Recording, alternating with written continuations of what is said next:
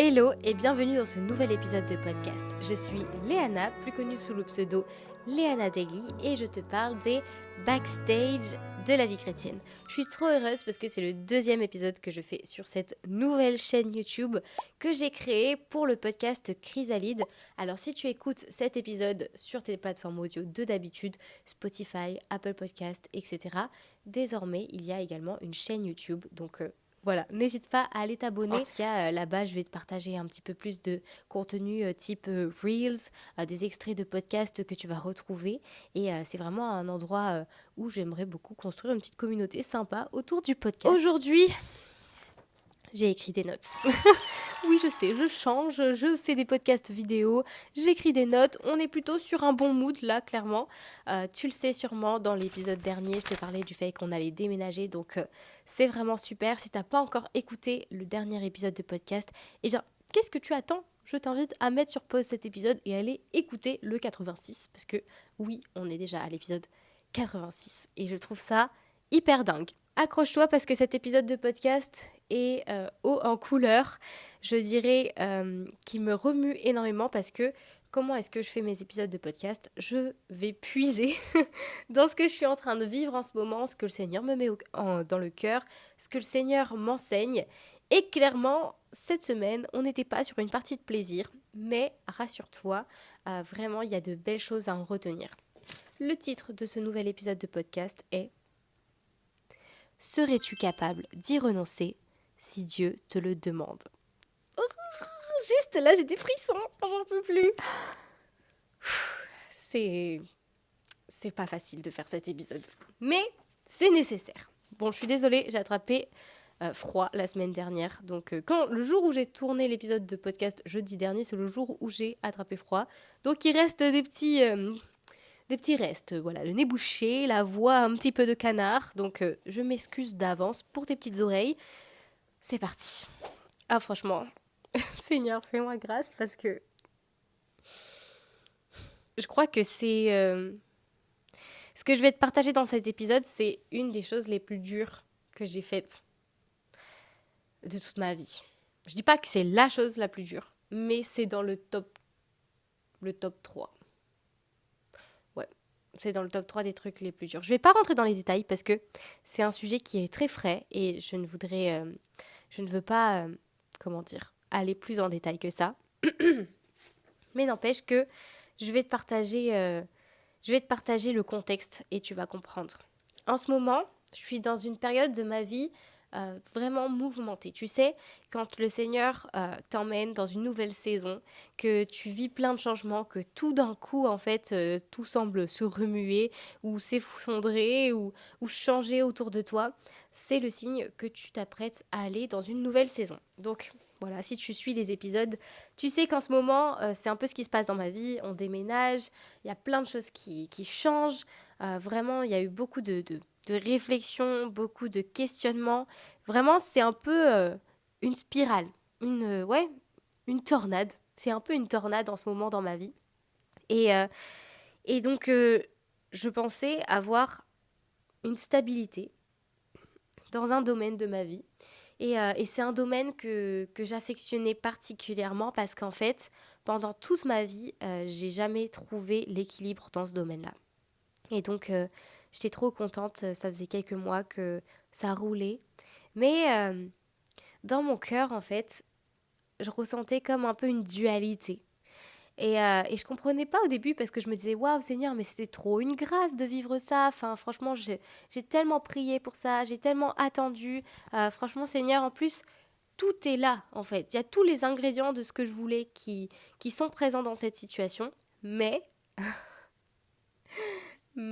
il y avait un mais.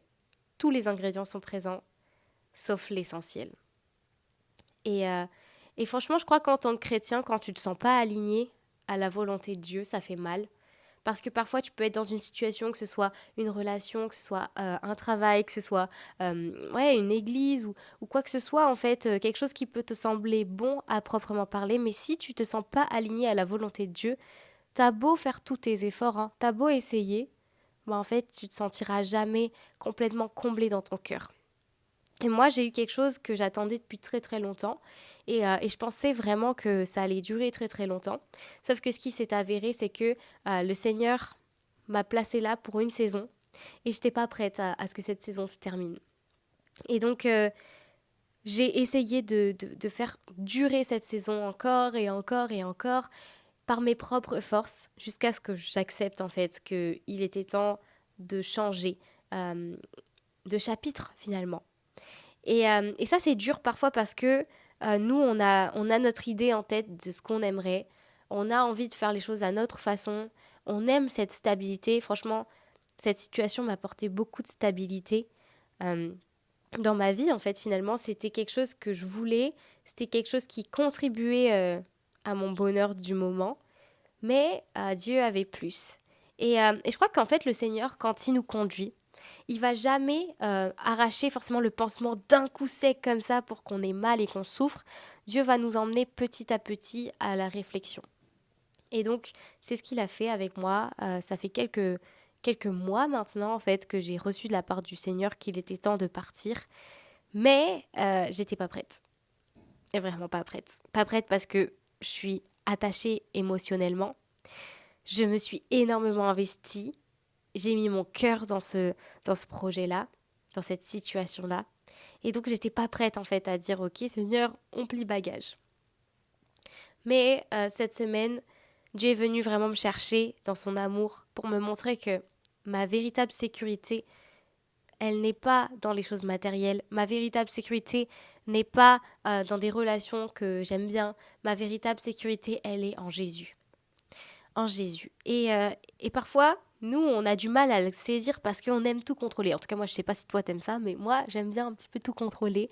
Me dire que, voilà, Seigneur, tu conduis ma vie, mais bon, voilà, si jamais il y a un pépin, j'ai toujours un plan B. Et le truc, c'est que tu peux pas, en fait, tu peux pas naviguer avec Dieu si tu lui laisses pas totalement le contrôle. Donc, c'est pour ça que le premier point, on va aller dans Matthieu 6, 21. Et je l'ai intitulé Là où est ton cœur, là où est ton trésor. Et c'est ce verset-là, parce que Dieu va toujours chercher nos motivations profondes. Lorsqu'il nous change de saison, lorsqu'il va nous étirer, lorsqu'il va nous emmener plus loin, Dieu va toujours checker notre cœur en premier. Parce que euh, le cœur, en fait, c'est la base générale, c'est là où tout se passe finalement, tu vois.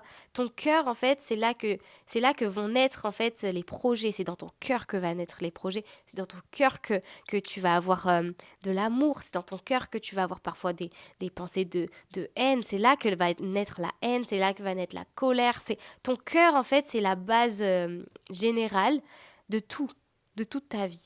Et d'ailleurs, il y a ce verset qui dit c'est de l'abondance du cœur que la bouche parle. Et donc, Jésus, lui, il nous aime tellement, il veut le meilleur pour nous, mais avant de nous donner le meilleur, il faut qu'il check nos motivations, il faut qu'il check notre cœur. Et moi, durant ces derniers mois, comme je te le disais dans l'épisode de podcast de la semaine dernière, c'était vraiment difficile parce que mon cœur était endurci. En fait, j'avais tellement de difficultés, tellement de défis à relever que je prenais plus la peine finalement de laisser Dieu en fait prendre mon cœur et le façonner. J'étais là en mode non, tu touches pas, ça fait trop mal, je souffre Seigneur. Petit à petit en fait, le Seigneur est venu mettre en lumière des choses. Il m'a dit mais Léana, en fait, tu as le droit de ressentir ces émotions. Tu as le droit de ressentir ces choses-là qui te font souffrir. Mais ne les ressens pas seul. Ressens-les, mais fais-le avec moi. Ne m'exclus pas, en fait, de tes saisons difficiles. Ne m'exclus pas de tes saisons de désert. Ne m'exclus pas, en fait. Et plus j'avance, en fait, et plus je me rends compte de Dieu, en fait, de ce qu'il est en train de faire, de sa main qui est posée sur nos vies, parce que, en fait, c'est comme un puzzle, et chaque jour, je vois un peu des pièces qui viennent et qui se mettent à la bonne place. Et je me rends compte, en fait, que Dieu n'a jamais manqué d'amour. N'a jamais manqué d'amour envers moi, n'a jamais manqué d'amour envers ma famille, il n'a jamais manqué d'amour envers personne en fait, parce que Dieu est amour. Et parfois quand les choses ne vont pas dans notre sens, on a tendance à dire mais Seigneur, tu m'as oublié, Seigneur, tu ne m'aimes pas, pourquoi Seigneur, si tu m'aimais vraiment, tu l'aurais fait ça Seigneur. Et moi, je l'ai pensé parce que dans cette situation, comme je le dis, qui était une situation confortable, une situation où je me projetais, une situation où j'étais contente en fait. Finalement, j'étais comblée d'être dans cette situation. Dieu est venu quelque part soulever des choses que j'aurais préféré ne pas voir, ne pas remarquer, parce que j'aurais pu continuer de rester dans cet état, en fait, dans cette situation-là, sans souci. Je te prends un exemple, par exemple, une relation. Tu es en couple avec quelqu'un, cette personne-là t'apporte la sécurité financière. Cette personne-là t'apporte la sécurité émotionnelle. Cette personne-là t'apporte vraiment ce sentiment où tu ne te sens pas seul. Tu as tout le temps quelqu'un qui parle et tu as tout le temps quelqu'un avec toi. Mais cette personne-là ne partage pas ta foi. Attention, il n'y a aucun jugement. Toi, tu es quelqu'un qui est très engagé avec Dieu. Tu es quelqu'un qui a envie de bâtir ta famille sur les valeurs chrétiennes. Mais cette personne-là, elle, c'est pas sa vision des choses. Et là, tu es là à te demander, mais Seigneur, qu'est-ce que je fais? Qu'est-ce que je fais en fait? Parce que c'est confortable, c'est agréable. Et la personne m'aime sincèrement. Donc quelque part, je serais un peu folle de partir. Je serais un peu folle d'y renoncer.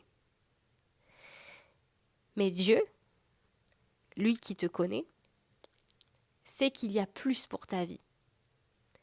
Parce que, mine de rien, pourquoi est-ce qu'on parle souvent d'avoir une personne qui partage nos valeurs, qui partage un peu notre façon de voir les choses? Pourquoi? Parce que finalement, ça rend les choses plus simples. Dans le sens où, forcément, si tu es avec quelqu'un qui partage tes valeurs pour l'éducation des enfants, ce sera plus facile. Puis même, c'est quelqu'un qui va plus te comprendre. C'est quelqu'un qui va savoir, en fait, qui va savoir ce que tu ressens dans ton cœur parce qu'il comprend, en fait, ta foi. Je dis pas que c'est impossible de construire une relation, avoir une famille avec une personne qui n'est pas croyante. Attention, il n'y a aucun jugement. Je parle pas du tout de ça. Mais là, je te prends un exemple très concret d'une personne qui recherche une autre personne qui partage ses valeurs, mais qui est dans une relation actuelle avec cette personne-là qui n'a pas ses valeurs communes. Je sais pas si on me suit. Dis-moi dans les commentaires si tu suis jusqu'à là. Mais je veux vraiment dire qu'il n'y a aucun jugement et que, franchement, je ne me permettrai jamais de te dire si cette relation, elle est bonne pour toi ou non. Il n'y a que Dieu qui convainc les cœurs. Mais dans mon exemple, en fait, ce que je veux souligner, c'est que toi, tu as quelque chose à cœur qui te tient vraiment à cœur, mais tu vas faire un compromis en fait. Un compromis parce que tu es dans cette saison confortable, tu es dans cette situation agréable. Et donc, ça va être difficile. Ça va être difficile parce que chaque jour est un renoncement. Chaque jour, tu renonces un petit peu plus à ce qui te tient à cœur pour ce confort, pour cette situation agréable. Sauf que la réalité, c'est que si Dieu, c'est lui qui a placé dans ton cœur ce désir d'être avec une personne qui a ses valeurs communes, qui partage ta foi, qui comprend ce que tu vis, etc., eh bien, en fait, je crois que Dieu est capable de te donner une personne qui va, en fait, y répondre. Sauf que nous, en tant que chrétiens, parfois, on est tellement focalisé sur ce qu'on a qu'on oublie en fait qu'on a un grand Dieu et qu'on a un Dieu qui est capable de surpasser en fait toute chose. Et moi dans ma situation, ça a été un peu le cas. J'ai pris l'exemple du couple parce que je trouve qu'il est assez parlant. Mais en fait, dans ma situation actuelle, c'était ça. C'était vraiment en mode j'aimais ce que j'avais, j'aimais là où j'étais, mais il y avait quelque chose qui n'allait pas, quelque chose qui ne répondait pas à mon cri du cœur. Et donc toute cette longue phrase pour t'amener en fait à ce fameux point qui est, je reprends mon petit papier, la foi te mènera toujours à l'autel. Et l'autel, pas l'autel où tu dors, mais l'autel comme dans Genèse 22 au verset 9, quand il dit « Ils arrivèrent au lieu que Dieu lui avait dit. Abraham y bâtit un autel, arrangea le bois, lia son fils Isaac et le mit sur l'autel par-dessus le bois. » C'est un verset qui me parle beaucoup parce que dans cette situation, j'ai dû prendre ce qui avait de la valeur à mes yeux et le mettre sur l'autel en fait de Dieu. Quelque part, j'ai dû renoncer à ce qui me plaisait et à ce qui me faisait du bien, à ce que à ce dans quoi je mettais ma sécurité, pour choisir de croire que Dieu avait quelque chose d'autre pour moi, quelque chose que je ne vois pas encore, mais quelque chose qui je le sais, en fait, portera du fruit. Ce que j'aimerais dire aussi, c'est que dans ma situation personnelle, je sentais dans mon cœur que la saison était terminée. Et ça, je tiens aussi à le dire, c'est que ma saison était terminée, il était temps pour moi de partir, mais je ne voulais pas parce que j'étais confortable. Donc, vraiment que les personnes qui écoutent cet épisode de podcast ne prennent pas ça comme argent comptant ou voilà, t'es dans une situation et il faut absolument partir, etc. Non. En fait, comme je le disais, je prends bien le temps de le dire, Dieu fait les choses en son temps et Dieu donne une conviction. Je prends des exemples, mais dans la Bible, il est aussi écrit que tout ce qui n'est pas conviction est péché. Chaque situation est différente et ce que je vis dans ma vie, toi, tu vis peut-être pas la même chose. Et il faut vraiment nuancer les choses et pas prendre tout ce que je dis comme ça et en faire parole de vérité.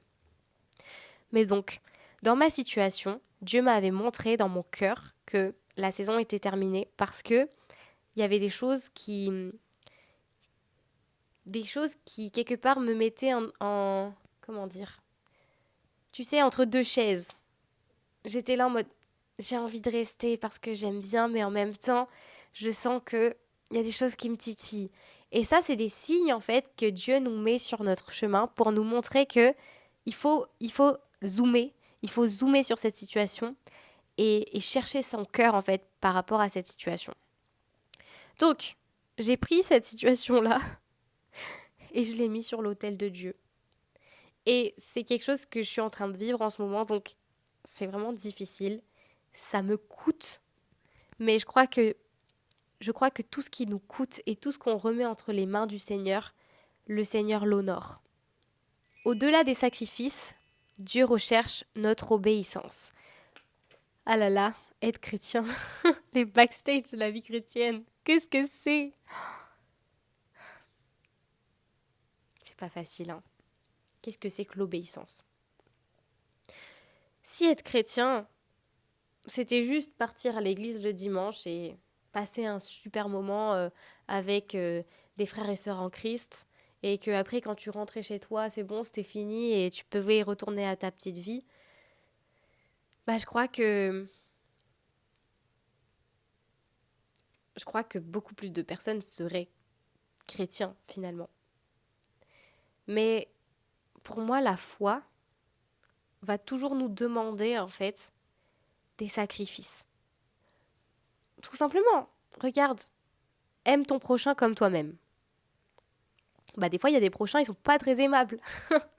Il y a des gens que t'aimerais bien border un peu sur le coin de la route parce qu'ils t'ont fait du mal, parce qu'ils sont pas corrects, parce qu'ils n'agissent pas correctement, parce qu'ils n'ont pas la même vision que toi, que tu trouves que leur vision de la vie est vraiment très bizarre. Il y a toutes sortes de raisons pour lesquelles on aimerait ne pas forcément aimer notre prochain. Mais pourtant, la Bible nous dit « aime ton prochain comme toi-même ». C'est un sacrifice. Aimer son prochain comme soi-même, au-delà de nos envies, c'est obéir à la parole de Dieu. Et je pense qu'on ne peut pas être chrétien si on n'obéit pas à Dieu. On ne peut pas être chrétien si on se contente juste de faire ce qu'on a envie de faire. Moi, je pense souvent à ce verset, car Dieu a tant aimé le monde qu'il a donné son Fils, afin que quiconque croit en lui ne périsse point, mais ait la vie éternelle. Dieu nous a donné son Fils gratuitement. Il nous a donné cet accès à la vie éternelle. Quand tu es chrétien, tu crois en fait qu'il y a plus pour toi, qu'il y a cette éternité qui nous attend. Donc Dieu nous a donné son Fils gratuitement. Il nous a donné l'accès à la vie éternelle gratuitement. Donc en fait, pourquoi obéir ? À quoi ça sert d'obéir ? Pourquoi est-ce qu'on voudrait obéir au cœur de Dieu ? C'est une bonne question, n'est-ce pas ? Parce que l'obéissance est un acte d'amour envers Dieu, mais aussi envers nous-mêmes. C'est-à-dire que quand tu prends un enfant avec ses parents, l'enfant n'a pas toujours envie d'obéir. Moi, j'avais pas toujours envie d'obéir à mes parents. Quand ils me disaient des choses et que j'étais pas d'accord, j'avais pas envie d'obéir. Mais j'obéissais parce que je savais que mes parents faisaient les choses par amour pour moi. Donc moi, je ne voyais pas forcément toujours tout, je me rendais pas forcément compte de chaque chose, mais par contre, je faisais confiance à mes parents, et même si j'étais en désaccord, lorsque j'obéissais, en fait, j'acceptais leur amour pour moi. Comme je le dis, il faut nuancer les choses parce que l'humain reste l'humain, et il y a des erreurs, et il y a des gens qui font du n'importe quoi, etc. Là, je parle pas du tout de ça, mais là, je parle d'un Dieu parfait, d'un Dieu qui aime parfaitement, sans mauvaises intentions. Donc peut-être que l'homme, lui, il est mauvais, et parfois, il y a des blessures qui se créent, il y a de l'injustice, il y a toutes ces choses, en fait, qui viennent. L'obéissance humaine n'est pas forcément signe d'amour, parce que parfois, les parents, les gens nous demandent de faire des choses dans leur propre intérêt. Mais en tant qu'enfant de Dieu, il faut qu'on comprenne une chose, c'est que Dieu ne nous demandera jamais de faire quelque chose pour nous nuire. Donc lorsque le Seigneur nous demande d'obéir à sa parole, c'est parce qu'il sait que ça va produire quelque chose de bon dans notre cœur. C'est parce qu'il sait qu'il y a des bonnes racines qui vont prendre place et que ça va nous faire du bien. Peut-être que sur le coup, ça sera difficile, mais n'oublions pas une chose, c'est que Dieu, lui, voit la grande image. Savoir discerner les saisons. J'ai passé les 2 dernières années de ma vie dans un désert spirituel, un désert où j'ai eu l'impression que chaque jour je devais lutter contre les difficultés, lutter contre l'incompréhension, lutter contre, oui, mais quelque part un peu mes questionnements envers Dieu où j'avais pas forcément les réponses. Mais je crois qu'il y a une saison pour tout. Et dans la vie, je pense que les saisons de la vie sont un peu comme les saisons qu'on peut vivre avec l'hiver, l'été, l'automne, le printemps. Et je pense que quand on apprend à discerner dans quelle saison on est avec Dieu, les choses changent et ça nous aide en fait. Ce que j'aime dire aussi, c'est que chaque saison a une fin. Le Seigneur, en fait, lui, ce qu'il veut nous aider à faire, c'est traverser les saisons pour apprendre des choses. Le processus est plus important pour Dieu que la destination finale. Et moi, j'ai su identifier cette saison-là, où dans ma situation dont je te parle depuis le début, en fait, je me suis dit, ok, j'étais là pour une raison, j'étais là pour un temps, mais maintenant la saison est terminée et il faut que je passe à autre chose. Et parfois, c'est dur de lâcher une ancienne saison parce que, en fait, cette saison a plein de bons souvenirs, cette saison te rappelle des choses, cette saison te maintient dans quelque chose. Et donc c'est difficile de passer à autre chose parce qu'on dit toujours que on sait ce qu'on laisse mais on sait jamais ce qu'on va trouver. Et c'est là en fait qu'il y a la foi qui intervient parce que la foi c'est croire avant de voir. Et pourquoi je te parle de ça aujourd'hui dans les backstage de la vie chrétienne? Parce que trop souvent les gens pensent qu'être chrétien c'est juste faire des bonnes actions, être sympa, aider les pauvres, ne pas se vanter devant les autres de ce que tu as, c'est cultiver un bon cœur, c'est vrai, ça fait partie de la vie chrétienne, mais il n'y a pas que ça. La vie chrétienne, en fait, c'est vraiment ce cheminement intérieur que tu vas développer tout au long de ta vie. Je crois qu'il n'y a jamais un moment où tu t'arrêtes parce que c'est bon, tu as tout compris. Être chrétien, c'est vraiment chaque jour marcher à l'écoute de Dieu. Et pour traverser tes saisons de vie, tu as besoin de marcher à l'écoute de Dieu parce que sans ça, en fait, tu n'auras pas les ingrédients nécessaires pour passer à la saison d'après. Je disais aussi en écrivant mes notes, identifie ta mission avec Dieu. Quand Dieu nous a envoyés sur cette terre, c'était pas juste pour exister. C'était pas juste pour être un bon chrétien, une bonne chrétienne et faire tes bonnes actions et puis voilà, rentrer chez toi. Non. Dieu t'a confié une mission. Cette mission, elle t'est propre. Cette mission, elle est parfaitement taillée pour toi. C'est-à-dire que tu ne pourras jamais accomplir la mission de ton voisin parce que tu n'es pas fait pour ça, comme ton voisin ne pourra jamais accomplir ta mission. Alors, quelle est cette mission que Dieu t'a donnée et comment identifier la mission que Dieu te donne aujourd'hui? Il y a des indices. Par exemple, moi, je sais que ma mission, c'est de partager le cœur de Dieu en toute simplicité et de le rendre accessible. C'est d'équiper les gens pour que à leur tour, ils puissent se saisir des vérités de la parole de Dieu et vivre leur propre vie en fait, épanouie avec Dieu. Donc voilà, moi c'est ça ma mission dans tout ce que je fais. J'essaye de semer des petites graines de Dieu en fait. Que ce soit au travail, que ce soit dans les discussions que je vais avoir. J'essaye de semer des petites graines de Dieu qui feront du bien aux gens. Je dis toujours qu'en tant que chrétien, on propose mais on n'impose pas. Et c'est Dieu qui s'occupe du reste. C'est pour ça que je dis toujours que c'est pas à nous de convaincre. C'est pas à nous de rendre les gens chrétiens. Mais si jamais un jour quelqu'un vous dit faut que tu rendes les gens chrétiens, mais fuis. Dis-lui, tu t'es trompé, on n'a pas la même Bible en fait. Parce que Dieu est un Dieu qui laisse les gens libres, on a le libre arbitre. Mais on a notre rôle et nous, en tant que chrétiens, on doit être cette Bible ouverte pour les gens. Donc dans ta mission de vie, le plus important, c'est de te dire, ok, comment je peux refléter le Christ au travers de qui je suis. On en avait déjà parlé dans d'autres épisodes où je te parlais de ta destinée, de ce qui résonne en toi. Et tu peux notamment le découvrir au travers de tes dons, de tes talents, des choses en fait que le Seigneur il a mis entre tes mains. Peut-être que tu vas pouvoir refléter le Christ au travers de ta voix si tu aimes chanter. Peut-être que tu vas pouvoir refléter le Christ au travers de la pâtisserie. Peut-être que tu vas pouvoir refléter le Christ au travers du sport, au travers de ta personnalité en fait. Et puis ce qu'il faut se dire, c'est qu'il n'y a pas une seule manière de refléter le Christ. Pour moi en fait, nous sommes un peu comme un prisme. Et un prisme, lorsque tu le mets devant la lumière de Dieu, tu as plein de facettes qui brillent en fait. Et ça, je trouve que c'est une belle image parce que ça nous montre qu'on peut refléter Dieu de mille et une façons. Et comment savoir si tu es en train de faire la volonté de Dieu? Comment savoir si tu es en train d'avancer dans ta mission? Pose-toi la question, quels sont les fruits que tu portes aujourd'hui? Est-ce que tes fruits sont empreints de l'amour du Seigneur? Est-ce que tu sèmes de l'amour autour de toi? Est-ce que tu as de la joie? Est-ce qu'il y a de la paix qui se dégage? Est-ce que quand tu rentres dans une pièce, tu es une personne qui va apaiser? Ou est-ce que tu es une personne au contraire qui va attiser les querelles? Quels sont les fruits que tu as? Et puis le 6, c'est sois un témoin partout où tu vas. Un témoin de Dieu, ça ne veut pas forcément dire que tu vas parler de Jésus à tout va.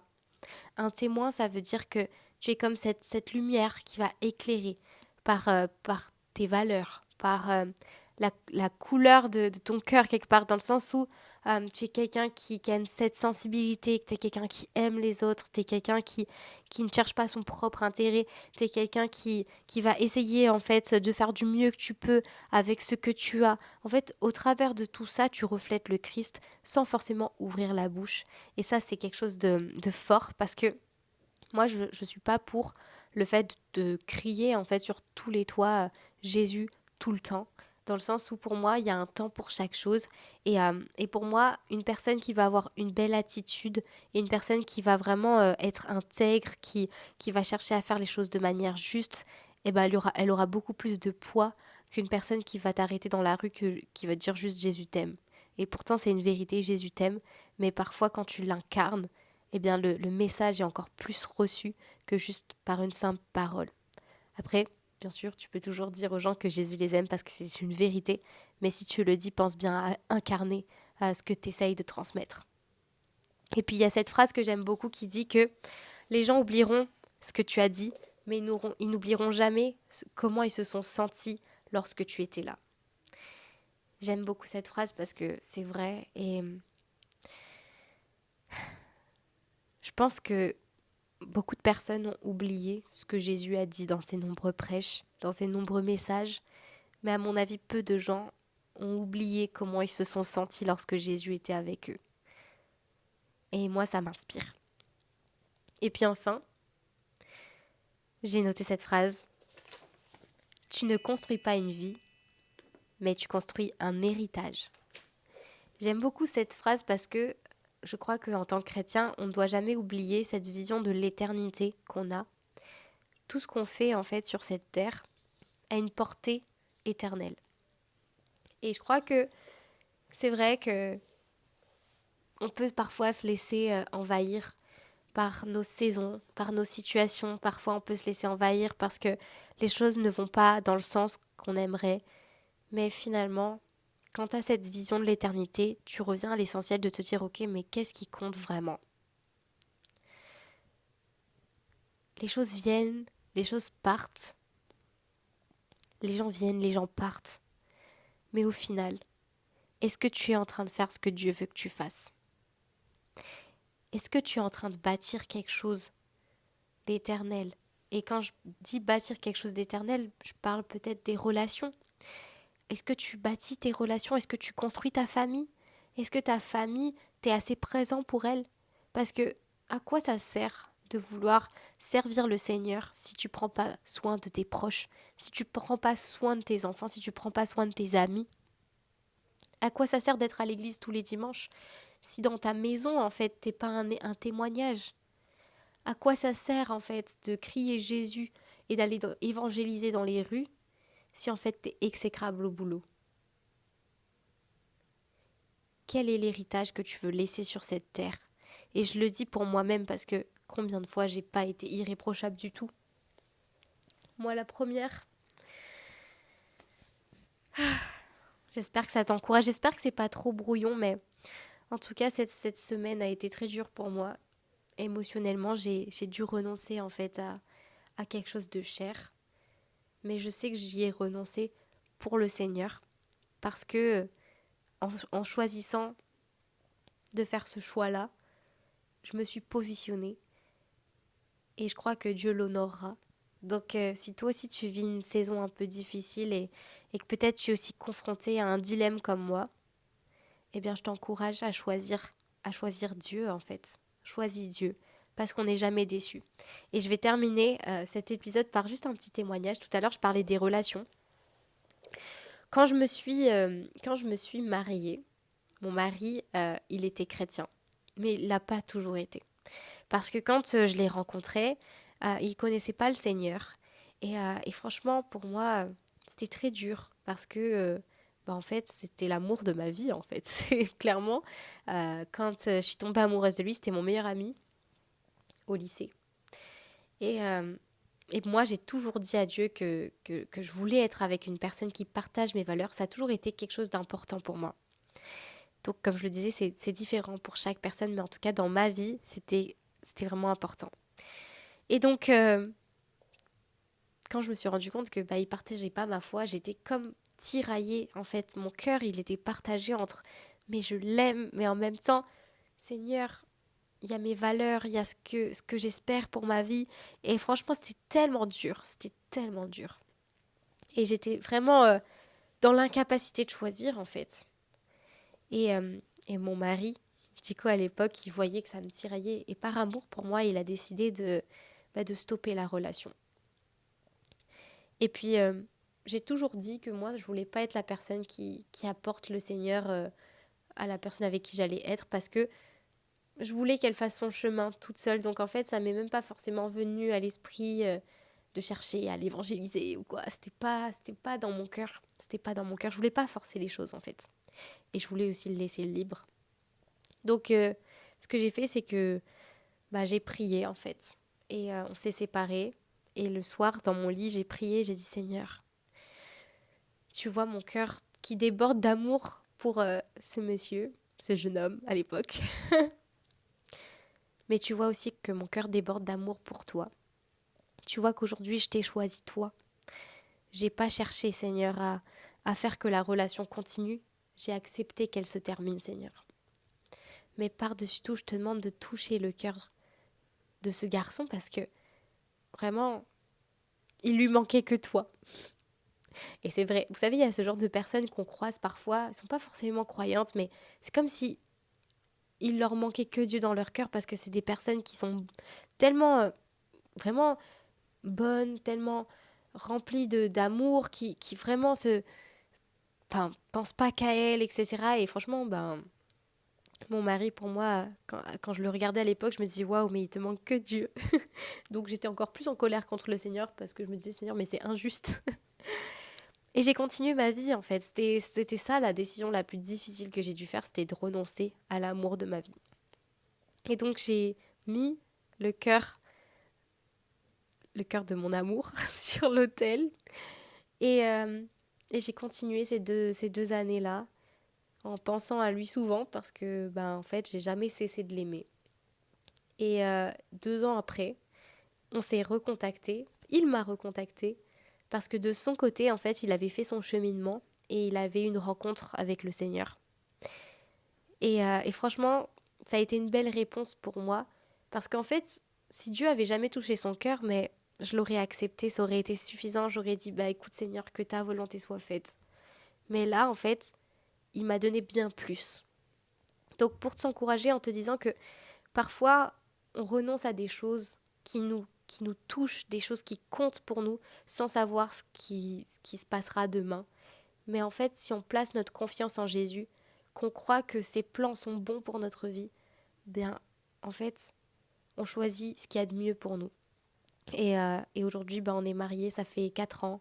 Et vraiment, je bénis le Seigneur pour mon mari parce que c'est mon pilier, c'est un soutien vraiment exceptionnel. Et franchement, je ne crois pas que notre relation aurait été aussi belle si j'étais pas passée par ce chemin. Après, voilà, comme je le disais encore, chaque relation est différente, chaque histoire est différente. Mon histoire n'est pas un canevas à reproduire forcément, mais c'était juste pour t'encourager en te disant que Dieu ne t'oublie pas dans ta saison et que ce que tu vis aujourd'hui, en fait, il y a une raison et surtout, il y a une porte de sortie. Donc, accroche-toi. En tout cas, j'espère que ces 40 minutes presque passées ensemble t'auront encouragé. Dis-le moi dans les commentaires. C'était vraiment, même si j'ai écrit des petites notes et tout, c'était vraiment un épisode un peu freestyle. Donc j'espère que j'ai pas été trop confuse. J'espère sincèrement aussi que mes propos ont heurté personne parce que franchement, comme je dis, moi je ne veux rien imposer. Je partage juste un témoignage. Je suis humaine, parfois je peux être maladroite, mais sachez une chose, c'est que Dieu vous aime, Dieu t'aime, Dieu vraiment veut le meilleur pour ta vie. Et tout ce qu'il veut en fait, c'est ton cœur. Donc voilà, je te dis à très bientôt pour un prochain épisode. Et puis dans le prochain épisode, on aura un invité, donc ce sera trop bien. Ciao ciao.